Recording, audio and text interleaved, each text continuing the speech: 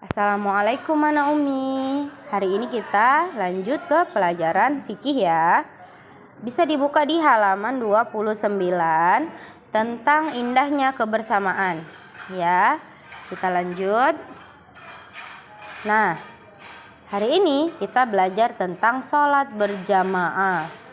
Nah, pasti Anak Umi pernah melaksanakan sholat berjamaah ya. Walaupun di masjid, di rumah, itu bisa yang namanya sholat berjamaah. Nggak mesti di masjid aja, di rumah juga bisa. Nah, sebelum itu kita cari tahu dulu apa sih arti dari sholat berjamaah itu ya. Nah, sholat berjamaah adalah sholat yang dikerjakan secara bersama-sama, yang dikerjakan oleh 2 orang atau lebih.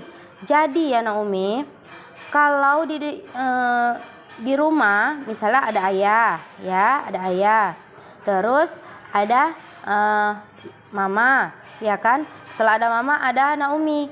Nah, 3 orang itu saja sudah bisa melaksanakan sholat berjamaah ya kan. Kalau 2 orang Umi boleh, misalnya ayah ya kan, ayah sama Anak Umi di belakangnya boleh. Itu sudah namanya sholat berjamaah ya kan. Sholat berjamaah dipimpin oleh seorang imam dan diikuti oleh makmum. Nah, ini imamnya, yang di belakang imam namanya makmum ya kan. Nah, oke. Jadi sholat berjamaah itu sholat yang dilakukan bersama-sama, yang dikerjakan sama 2 orang atau lebih dari 2 orang ya Nak. Oke, kita lanjut. Syarat sah menjadi imam dan makmum. Nah, kita masuk ke syarat menjadi imam dulu. Kalau kita mau jadi imam, kita harus sehat akalnya ya. Harus sehat akalnya atau tidak gila. Nah, yang kedua itu fasih bacaan Al-Qur'annya. Ya kan? Harus fasih, jelas bacaan Al-Qur'annya. Seperti baca Al-Fatihah. Kalau kadang kan ada baca Bismillah, nggak boleh kan Nak. Seharusnya dia harus fasih. Bismillahirrahmanirrahim. Harus jelas. Ya kan? Harus fasih bacaannya. Nah, yang ketiga, mengetahui tata cara mengerjakan sholat dan dapat melakukannya. Nah, tata cara sholat yang kemarin juga ada rukun sholatnya. Rukun sholatnya harus tahu dia. Ya kan? Harus tahu tata cara sholatnya. Misalnya setelah dia takbiratul ihram, dia baca doa iftitah. Setelah itu baca surah Al-Fatihah. Nah, harus tahu dia tata cara sholatnya itu gimana. Ya kan? Harus tahu. Nah, yang keempat, mengetahui hukum yang berkenaan dengan sholat seperti bersuci, syarat sah sholat, rukun sholat, dan hal-hal yang membatalkan sholat. Nah, ini waktu semester 1 Umi udah pernah kasih materi tentang ini kan. Bagaimana seseorang mau jadi imam harus suci, ya kan, harus bersih, ya kan, harus mengetahui syarat sah sholatnya, harus Islam, ya kan, rukun sholatnya, mengetahui tata cara sholat tadi.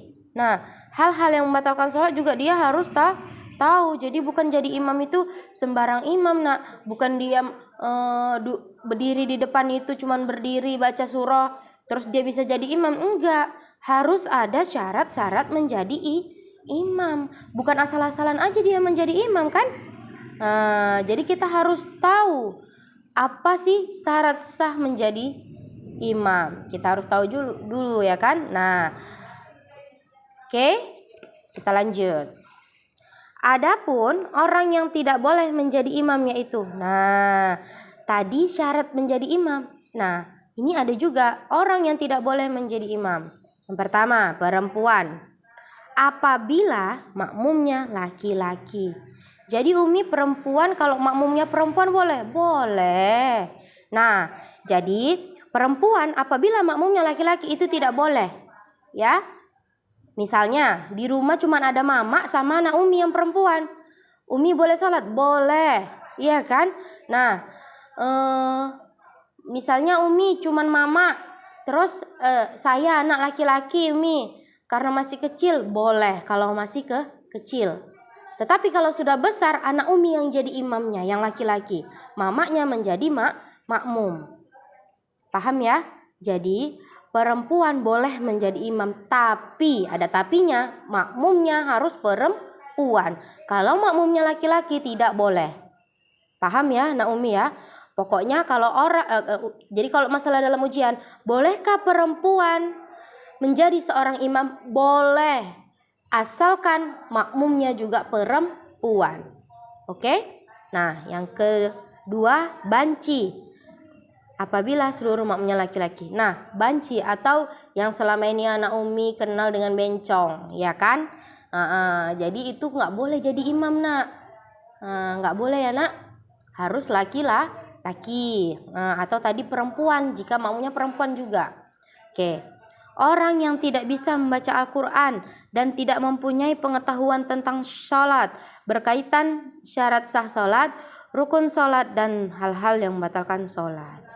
Jadi orang yang nggak tahu tadi, orang yang nggak tahu tentang syarat sholat, yang nggak tahu tentang hal-hal yang membatalkan sholat, tidak tahu dia tentang syarat sah sholat, itu nggak boleh jadi imam.